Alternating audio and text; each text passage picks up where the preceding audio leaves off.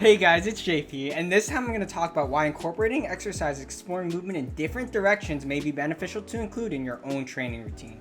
This is important to consider as running involves more than just forward movement. As you can see, it also involves side-to-side movement, as well as rotational movement. With this in mind, I want to go over some simple exercises that incorporate multi-directional motions. Now, the three-way tap is a simple way to initiate multi-planar movement. This exercise primarily engages the lateral hip, most notably the gluteus medius, which is a key muscle in stabilizing the hip as you run. By incorporating multi-directional movements, it imparts different load demands on the leg, which require different muscles around the hip and knee to stabilize it depending on the movement. Now to initiate this, you will gently tap forward with the heel, and then you will go back into a tall march position. Now you will gently tap sideways, and lastly, tap backwards.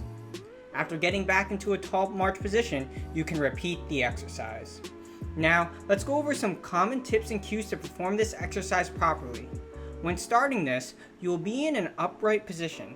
Throughout the exercise, try to keep the torso upright as well as keeping the shoulders and hips level.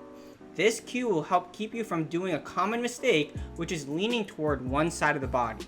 This is a common compensatory strategy to decrease engagement of the gluteus medius, which is something we don't want. Also, make sure to straighten out the knee when tapping out.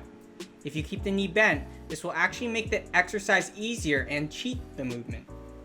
Now, let's go over a little progression of the three-way tap, which is the three-way step tap.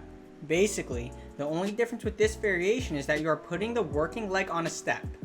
By being on a step, this challenges the quads more, which is a key muscle used to help absorb forces as the foot hits the ground, as well as pushing off the ground to move forward.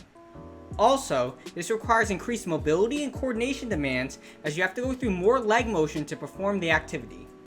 It is also important to remember how much mobility you have in the leg, as this may limit you. For example, if you lack ankle dorsiflexion, which is basically where the ankle bends toward you, you will have a difficult time with the heel tap forward, as the heel on the step may raise up from a mobility limitation. If you want to learn more in depth about a number of other reasons why incorporating a step is important, you can check out my previous video on step-up variations.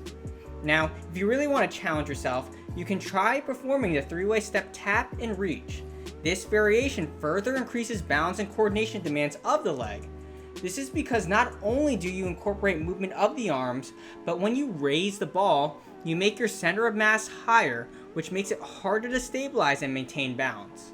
This also facilitates core engagement and an upright trunk, which is an important characteristic as you run. Just remember, you can actually replace the ball with any weighted object that you can safely carry in position overhead like so. And those are some exercises that allow you to explore movement in different directions. I hope you found this video useful in understanding the relevance of this and will help improve the way you run. I'd love to hear your thoughts in the comment section below. And as always, thank you for watching.